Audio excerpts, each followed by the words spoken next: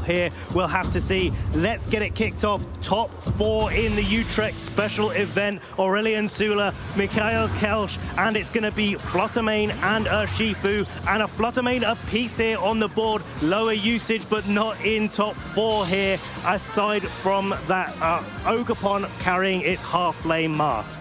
So interestingly here, we've got the 2 Fluttermane, and you can see the revealing of the potential speed interactions as well. Aurelien's Fluttermane appears to be the slower one at the moment. Could still be a speed tie, but at least that at most. So Mikhail has the advantage of being able to get off an Icy Wind first to be able to reduce the speed of both of the targets in front of it. The question is, this Fluttermane on Aurelien's end, will then it be slower than the Urshifu or still remain faster? If it's still faster, it could still do that Icy Wind play and then be able to get a KO most likely on the Urshifu or Fluttermane, especially if that Ogerpon half-flame goes for the Terror, because that is such a powerful attack that can come out and KO either of these slots once that focus shaft is chipped on the Urshifu particularly. Well, there's going to be a Terror this turn coming out, but it is going to be on the Urshifu first, going for its Dark-type Terrestrialization, powering up that Wicked Blow, powering up the Sucker Punch maybe for a little bit later on. And it's going to be straight away going for the Sucker Punch. No Terror on Aurelien's side. It's a one-hit knockout. Oh my gosh, that is a massive KO straight out of the gate there. Not what Aurelien was expecting, it seems. Icy Wind coming out this time as well, lowering the speed of this Ogerpon to be slower now than the Urshifu going to future turns. But it is now a Wood Hammer. That more powerful move, as you said, Ben, is enough for another one-hit KO. KOs aplenty here. These Fluttermanes have been on the board for just one turn, and that's one turn too many, I think, according to both of these trainers, targeting them down and making sure that that speed control isn't an option for either one of our players here. Now, it was a Icy Wind that managed to come out from Mikhail's Fluttermane before it was able to go down, but not on Aurelien's end. So this Entei coming in, carrying the Choice Band, is probably going to be the fastest Pokemon on the field. Agreed, and that's threatening a lot of damage into either of these slots. The Icy Wind chip on Ogerpon Half-Flame might also kind of put it in range of any sort of fire move it wants to go for if it doesn't go for the Terror. And the Terror is the key word here. Aurelien still has that as an option going into the next turn. But a Terror also makes a lot of sense to talk about on Mikhail's end, because that Urshifu is looking really strong with those Wicked Blows, and maybe even picking up a KO into that slot, or even the Rillaboom here. Speaking of Urshifu, there's another one coming onto the board in place of that Half-Flame Ogerpon there. Flare Blitz coming out, the move of choice, no Sacred Fire, going straight into that Ogerpon, doing a lot of damage to the Urshifu on the switch-in. Urshifu on Mikhail's side also flinches as well, but it's important to note here, David, that the Rillaboom on Aurelien's side of the field is a Terra Steel, not the usual Terra Fire that we see, and so cannot Terra to resist those fire-type attacks from the Entei. That's a really good point, actually. It means it's just kind of a sitting duck right now, potentially to go down like instantly after it gets off a single beat. But that Entei can just still threaten damage into either of these targets. The Grassy Terrain also confirming it's the fastest thing on the field right now as well. The Terra Dark Urshifu on the other side for Mikhail is looking really strong, but in range of a close combat if it does come out. But first, that Flare Blitz. Flare Blitz into the Rillaboom, getting the KO and sending it straight back to Aurelien.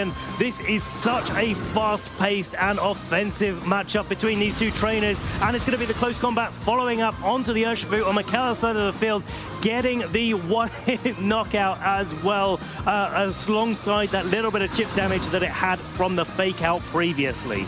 That's a really big, potential speed tie there on the two Urshifus, with Aurelien's outspeeding the other Urshifu on the other side and enabling it to get off that close combat first before the Urshifu KOs it back. So that's good for Aurelien, obviously, but now we're 2 Pokemon down to 2 Pokemon. Aurelien still has that Terror as an option at the moment, but it may not be enough depending on the bulk of both of these Pokemon. Entei is obviously threatening a KO into either of these targets at the moment as well. So Aurelien needs to somehow deal with of it. Potentially a Sucker Punch from the Urshifu Dark at the moment. If it with a Terror into the Dark, it might be enough too, but the Ogerpon can follow me that away. That is the real difficulty in this case if you're Aurelien, and makes both of these trainers' jobs a little bit harder, because if you're Mikhail, you kind of want to go on the offensive with the Ogerpon and try to knock out that half-flame Ogerpon with an Ivy Cudgel if you have the opportunity to, because a Flare Blitz, when the Ogerpon on Aurelien's side goes for a Terror, probably or possibly isn't going to be enough. It possibly is with the choice ban. I'm not aware of that damage calculation there, David. No, never mind, Ben. We'll just have to see as it plays out. There's the Terror into the Ogerpon half lane, which it's so good at doing. And there's the outspeed onto the Entei Woodhammer, and it's enough for the KO with that grassy terrain. That is so powerful. A resisted hit as well. Entei down and out right now, putting Aurelien in a really nice position to potentially take this game, but not before this Ivy Cudgel. Goes into the Ogerpon and is enough to pick up the KO. This Urshifu is going to be able to act next, though, and take a lot of damage with a Wicked Blow or a close combat as it stands into that Ogerpon, doing above 50%. So both of these Pokemon in KO range from the respective attacks of their opponents. And the question is do you play the Sucker Punch mind games here? Because if the Ogerpon's successful in doing that, it's able to maybe get a little bit of recovery, maybe take itself out of Sucker Punch range with the grassy terrain recovery. Well, Mikhail definitely makes the right call here. Obviously, Wicked Blow would have just gone straight through that spiky shield. So it's literally a 50-50 at the moment as to whether it's going to KO or not. But now, has the Ogerpon put itself out of range of the Sucker Punch? We don't know yet. Because if the Ogerpon goes on the defensive again, the Sucker Punch will also fail here. So let's see. It is another spiky shield, and I think we saw another Sucker Punch. Mikhail has got it. There's another Sucker Punch coming out from Aurelien's side of the field. 2 turns of grassy terrain recovery here, and this is tight. Close combat is quite a bit more powerful. Not double, but nearly double the power of a Sucker Punch. And so, yeah, we saw the close combat do, what, 70-odd%? Sucker Punch coming in, but it is enough! It's taking the KO! Oh my goodness, that's a massive KO. It doesn't look like Aurelien expected either. That just completely went down. Urshifu is so strong, and everyone takes game 1 already. Look at Aurelien there, just shaking with the pressure between that. That was so close between those 2 trainers. Looking at that, I was not expecting that Sucker Punch to be able to survive, to be able to knock out that Ogerpon. I was expecting it to take it with just a couple of hit points remaining. Yeah, but same. Props to Aurelien for the way that Urshifu has been trained, because wow, that must have been close. Yeah, I think so as well. Honestly, so close. I do wonder what they were thinking going into that turn as to whether they were more likely to kind of survive or not from that hit. But either way, what a close end game to that game 1. Now, game 2, is it going to be as explosive as game 1? Obviously, there was just KOs just going everywhere in that game, and you could see it behind all the offense that both of these teams do offer.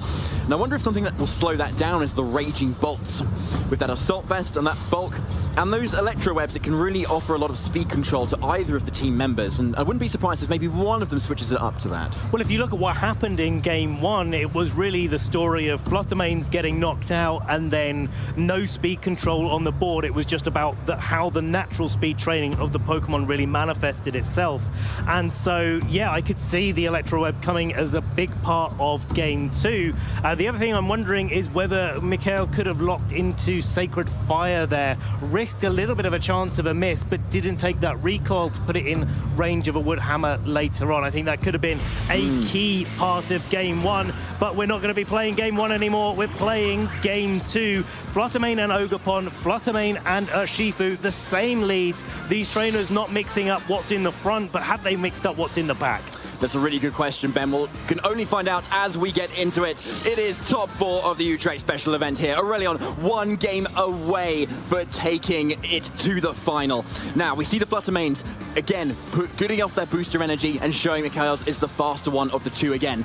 But does the turn play out the same way, where we get the Fluttermanes to be KO'd in either end?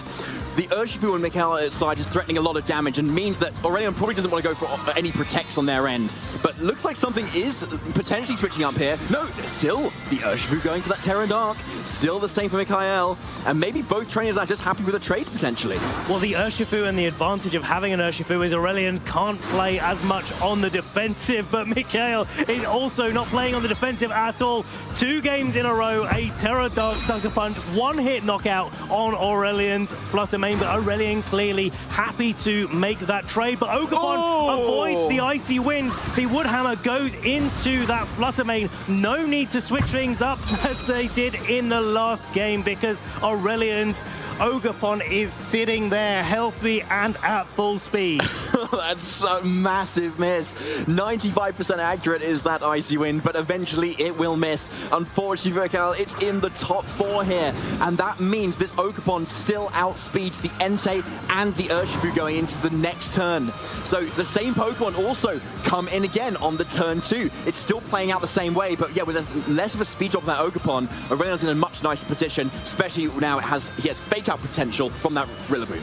Now the Ogerpon has taken a little bit of chip damage from the Woodhammer going into the Flutter Mane, but Flutter Mane doesn't have too much health, so the recoil is relatively low considering it got a 1-hit knockout. The grassy terrain recovering it away from being able to be knocked out probably by a Sacred Fire in this spot. But I'm wondering whether Mikhail needs to go on the offensive with the Entei. Unlike in the last game, target down that Rillaboom with a Sacred Fire this turn and maybe try to get a cheeky Sucker Punch onto the Ogerpon with your Urshifu. Yeah, I like that. Let's see if Aurelien has listened to you here, or even Mikhail as well, as we get the Ogerpon going for that half-flame mask terrestrialization. Back out into the Urshifu just as before as well. Where is Aurelien targeting this time? It is that Ivy Cudgel. Looks like it's most likely going to that Urshifu slot, but no, looks like that Entei, which is doing over half damage. Entei taking it like an absolute champ here. Sacred Fire, though, the move locked in for Entei. A really nice adaptation here. Easily enough to pick up the 1-hit knockout onto the Rillaboom, but the Ogerpon is looking like the premier threat in this position, but it does have to worry about that Urshifu. It's sitting there, it's lost its focus sash. Depending on the trading between these Urshifu, it could be threatening the Ogerpon with a Terra Dark Wicked Blow, but also a Terra Dark Sucker Punch, and I wouldn't be surprised to see that picking up the KO on the Ogerpon from this range. Yeah, I think you're right, Ben. That is definitely a real possibility for Mikhail's end, to be honest. But the Entei with that Sacred Fire is looking really strong at the moment. But yeah, the Ogerpon is threatening that KO there. Is the Sucker Punch enough? Do you maybe, if you're Mikhail, consider switching out your Entei to maybe go for an extreme speed later in the game? Let's see. Spiky Shield in front of the Urshifu is dangerous, but does it pay off for Aurelien? And it's a Sucker Punch. It looks like it's paying off right now. Mikhail attacking into that slot, but a Sacred Fire, the follow-up from the Entei, we've seen it do lots and lots of damage. It does get the burn. Urshifu's going to be doing half of its damage here. Close combat going into the Urshifu, but that burn coming in absolutely clutch. The Urshifu hangs on with just a few hit points. That's a massive burn there. Urshifu still threatening into the next turn now with Sucker Punches, arguably into both of these targets. Urshifu on the other end may even go down, especially after this burn tick a little bit here. It's obviously doubly resisted thanks to the Dark and Fighting type, but it may still be enough thanks to that Terra Dark. Now the Sucker Punch is really threatening that Ogerpon. It's protected before. If it goes for the follow me and plays a little bit passively, it's only going to redirect an attack from the Entei, which we know is carrying a Choice Band, which we know is going faster than both of these Urshifu. So a really difficult spot for Aurelien to navigate their way out of. So Ogerpon has now just switched in for Mikhail. That Water Absorb is not going to be doing much here. The Sucker Punch does come out though. It's actually, it's not a KO. 2 HP is enough for this Urshifu to do something after this Ogerpon. Goes for that Ivy Cudgel into the switching in Ogerpon. Oh, it just goes down as well. Ogerpon getting 1-hit KO'd by that 1+ Embody Aspect Ivy Cudgel. The Urshifu hanging on with 2 hit points, but that's infinitely more than 1 hit point. That's all it needs to get the close combat into Mikhail's Urshifu, and that's going to pick up the KO where it did not previously. Only that Choice Band Entei in the back. It can only target one Pokemon at a time. The grassy terrain is making sure the Urshifu on Aurelien's side of the field is not going down. This turn, it's 2 Pokemon to 1. I can't believe it. Aurelien is a turn away from taking it to the final here. Entei, it doesn't have enough health, honestly. Extreme speed can be locked into here, and maybe it can take down the Urshifu before it maybe goes for a Sucker Punch, and maybe there's a bit of damage rolls that the Ogerpon doesn't know yet, and maybe doesn't get that KO, but we've seen how much damage it can do before, and it's done over half. So there's a Spiky Shield from Ogerpon, at least in this stage. Spiky Shield from Ogerpon, Detect from Urshifu. Both of these Pokemon making sure they're not going down this turn. Finding out what Mikhail is locking himself into right now. It's going to be the Stomping Tantrum. Fortunately for Mikhail, not going into the Spiky Shield and taking a little bit of recoil damage from that move. Now we know that the Entei is going to do super effective damage to that Ogerpon should it be able to land an attack, but we've already seen that Ogerpon is going first. Sucker Punch leading the charge here. Urshifu doing a little bit of chip damage. And there's that Wood Hammer, which finishes it off, and the Entei goes down. Aurelien Soula, still undefeated, advances to the finals of the Utrecht special event.